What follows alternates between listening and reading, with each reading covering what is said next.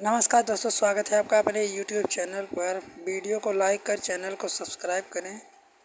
तो चलिए शुरू करते हैं। अध्याय 1, संख्या पद्धति। भूमिका। पिछली कक्षाओं में आप संख्या रेखा के बारे में पढ़ चुके हैं और वहां आप यह भी पढ़ चुके हैं कि विभिन्न प्रकार की संख्याओं को संख्या रेखा पर किस प्रकार निरूपित किया जाता है।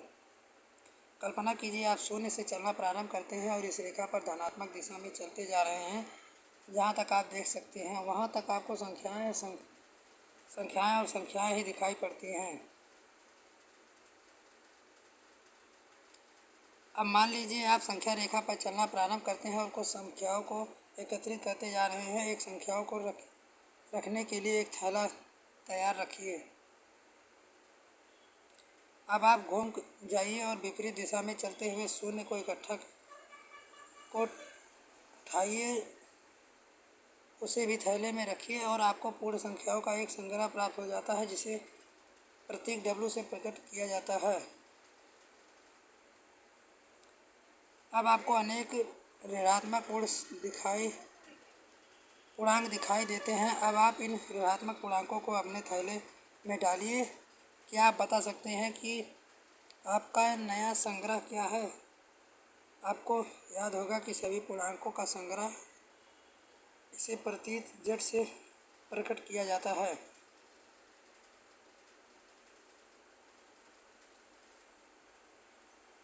क्या अभी भी संख्याएं बची हैं? निश्चित रूप से ये रेखा पर संख्याएं बची रहती हैं। ये संख्याएं 1/2 और 3/2 जैसी संख्याएं भी हो सकती हैं। यदि आप इस प्रकार की संख्याओं को भी थैले में डालते हैं तब ये परिमेय संख्याएं का संग्रह हो जाता है। परिमेय संख्याओं का संग्रह Q से प्रकट किया जाता है। व्युत्पत्ति अंग्रेजी शब्द से हुई है। अक्षर Q अंग्रेजी शब्द से लिया गया है। रेखा पर निरूपित करते हैं। ये परिमेय संख्याएं तुल्य परिमेय संख्याएं या भिन्न हैं। फिर भी हम यह कहते हैं कि P/Q एक परिमेय संख्या है। जब P/Q एक संख्या रेखा पर निरूपित करते हैं तब हम यह मान लेते हैं कि P बराबर नॉट 0 और P और Q एक अतिरिक्त अन्य कोई उभयनिष्ठ गुणनखंड नहीं है। अतः संख्या रेखा पर 1/2 तुल्य परिमेय रूप से अनेक भिन्नों में से 1/2 लेते हैं सभी को निरूपित करती हैं।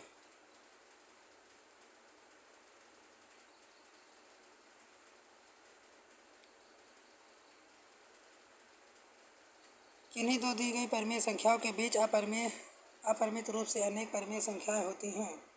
आइए अब हम संख्या रेखा को पुनः देखें। क्या आपने देखा कि स्थिति में संख्याओं को ले लिया गया है? अभी तक तो नहीं। ऐसा होने के कारण यह है कि संख्या रेखा पर अपरिमित रूप से अनेक संख्याएं बची हैं। आप द्वारा उठाई गई संख्याओं के स्थानों पर बीच रिक्त स्थान है और रिक्त स्थानें न केवल 1 या 2 है बल्कि अपरिमित रूप से अनेक। आश्चर्य की बात यह है कि किन्हीं दो रिक्त स्थानों के बीच अपरिमित रूप से अनेक संख्याएं स्थित होती हैं। प्रश्नावली 1.1 अपरिमेय संख्या। पिछले अनुच्छेद में हमने देखा है कि संख्या रेखा पर एक ऐसी संख्याएं भी हो सकती हैं जो परिमेय संख्याएं नहीं है। अनुच्छेद में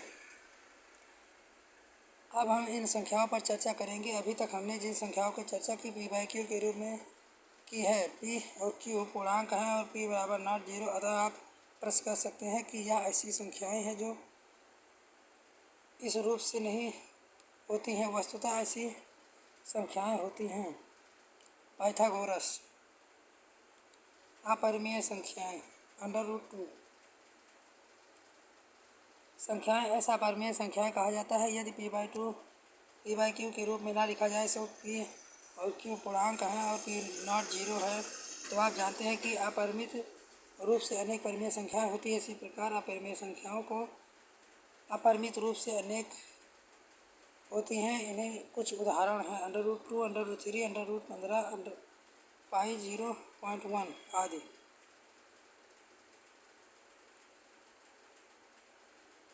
एक साथ ली गई सभी परिमेय संख्याओं को अपरिमेय संख्याओं के संग्रह में जो प्राप्त होता है उसे वास्तविक संख्याओं का नाम दिया जाता है।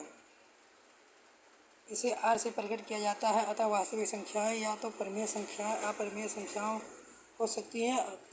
अतः हम यह कह सकते हैं कि प्रत्येक वास्तविक संख्याओं को संख्या रेखा पर एक अद्वितीय बिंदु से निरूपित किया जाता है। साथ ही संख्या रेखा का प्रत्येक बिंदु एक अद्वितीय वास्तविक संख्या को निरूपित करता है। यही कारण है कि वह संख्या रेखा पर वास्तविक संख्या रेखा कहा जाता है।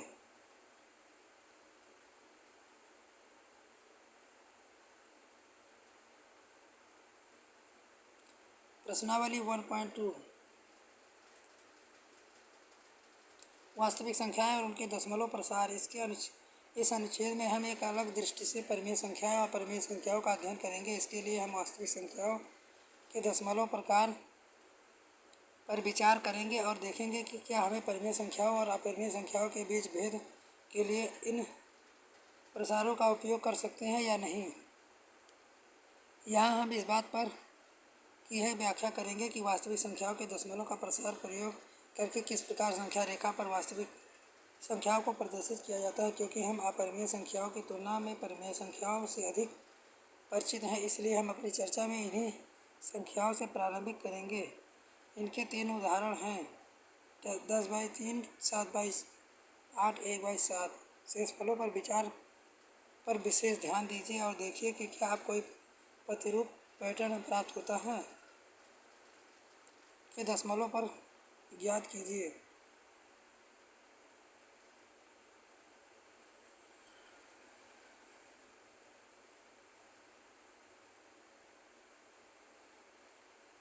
स्थिति एक शेष शून्य हो।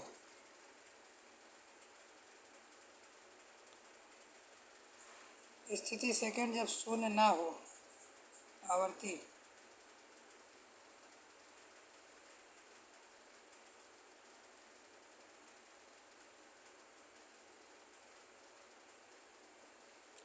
एक परिमेय संख्या का दशमलव प्रसार या तो शांत होता है या अनवसनीय आवर्ती होता है। एक साथ ही वह संख्या जिसका दशमलव प्रसार शांत या अनवसनीय आवर्ती की एक परिमेय संख्या होती है।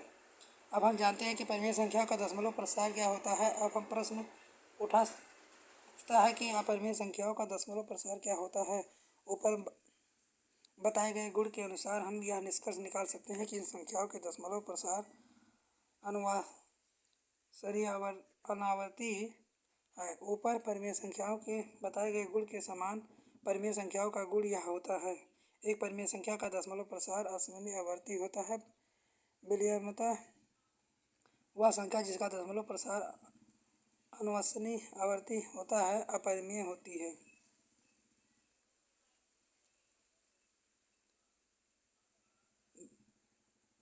ध्यान दीजिए यह वही है जो ऊपर प्रथम 5 दशमलव स्थानों के लिए दिया गया था। पाई के दशमलव प्रसार में अधिक से अधिक अंक प्राप्त करने का इतिहास काफ़ी रोचक रहा है।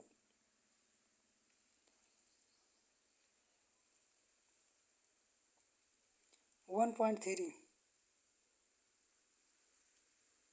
वास्तविक संख्याओं पर संक्रियाएं। पिछली कक्षाओं में आप पढ़ चुके हैं कि परिमेय संख्याओं योग और गुणन क्रम भिन्नता साहचर्य और बार्टन नियमों पर संतुष्ट करती है। और हम यह भी पढ़ चुके हैं कि हम दो परिमेय संख्याओं को जोड़ते घटाएं या गुणा करें भाग दें तब भी हमें परिमेय संख्याएं प्राप्त होती हैं। यहाँ हम भी देख सकते हैं कि अपरिमेय संख्याएं भी योग और गुणनखंड क्रम विनिमय साहचर्य और बार्टन नियमों के संतुष्ट रहती है, परंतु अपरिमेय संख्याओं के योग अंतर और भागफल और गुणनफल सदा अपरिमेय नहीं होती हैं। उदाहरण के लिए √2 माइनस √2 √3 इंटू √3 √17/√17 परिमेय संख्याएं हैं।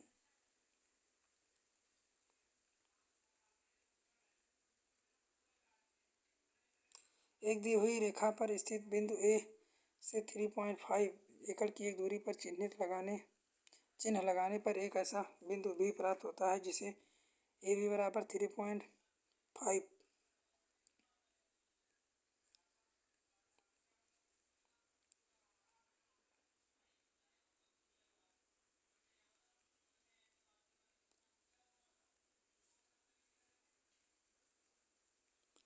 अब हम यहाँ वर्गमूलों से संबंधित कुछ सरल समीकरण दे रहे हैं जो विभिन्न विधियों में उपयोग होती हैं।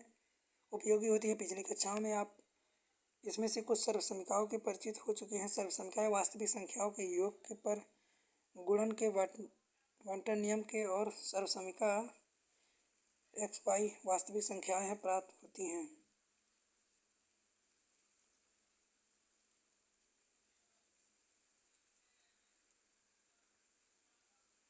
प्रश्नावली 1.4 वास्तविक संख्याओं के लिए घातांक नियम। क्या आपको याद है कि निम्नलिखित सरलीकरण किस प्रकार करते हैं?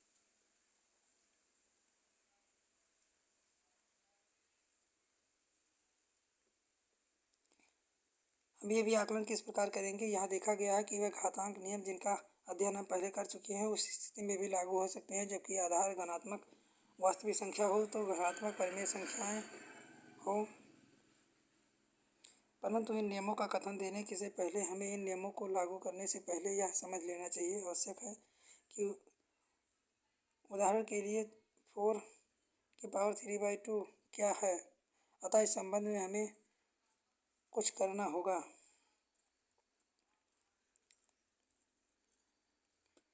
1.5 सारांश। इस अध्याय में हमने निम्न बिंदुओं का अध्ययन किया है। संख्या r को प्रमेय संख्या कहा जाता है। p/q के रूप में लिखा जाता है। p और q पूर्णांक और q बराबर नॉट जीरो। संख्या s को अपरिमेय संख्या कहा जाता है। p/q के रूप में न लिखा जा सकता हो जहाँ p और q पूर्णांक है और p बराबर नॉट जीरो।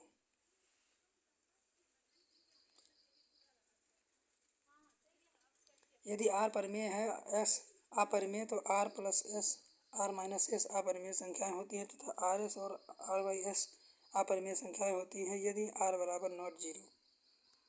धनात्मक वास्तविक संख्याएं a और b के संबंध में निम्न सर्वसंख्याएं लागू होती हैं। a/√a प्लस b के हर का परिमेयकरण करने पर हमें √a माइनस b बटे √a माइनस b से गुणा करते हैं जहाँ a और b पूर्णांक हैं। मान लीजिए a बड़ा है 0 से वास्तविक संख्या p और q परिमेय संख्याएं हैं। तब लाइक करें, सब्सक्राइब करें यूट्यूब चैनल को और बेल आइकन दबाएं ताकि आने वाली वीडियो मिल सके सबसे पहले। तब तक के लिए जय हिंद, जय भारत। मिलते हैं नेक्स्ट वीडियो में।